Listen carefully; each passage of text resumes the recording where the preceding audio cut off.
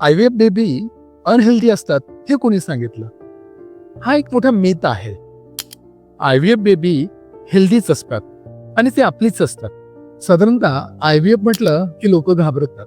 आता नॅचरल प्रेग्नन्सीमध्ये जे असतं तेच आयव्हीएफ बेबीज मध्ये असतं. फक्त फरक एवढाच असतो की जे फर्टिलायझेशन असतं आपण ते लॅबमध्ये करत असतो आणि नॅचरल प्रेग्नन्सीमध्ये फर्टिलायझेशन आईच्या किंवा स्त्रीच्या शरीरात होत असतं.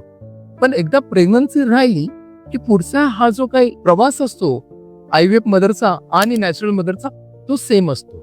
यात महत्वाची गोष्ट अशी आहे की एम्ब्रिओ जर आपण नीट सिलेक्ट केला, प्रॉपर मॉनिटरिंग केलं, एम्ब्रिओ ट्रान्सफर हे प्रॉपर केलं, यात कुठलीही अडचण येत नाही. Everything is normal, healthy and it's pregnancy पूर्ण 9 महिने व्यवस्थित जाते.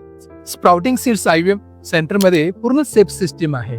Top quality lab, advance embryo culture आणि सेफ एम्ब्रिओ ट्रान्सफर. यामुळे हेल्दी बेबी आपल्याला मिळतात. मदरचं कंटिन्युअस मॉनिटरिंग यामुळे मदर आणि बेबी दोघंही सेफ असतात. त्यामुळे तुम्ही पूर्णपणे विश्वास ठेवू शकता.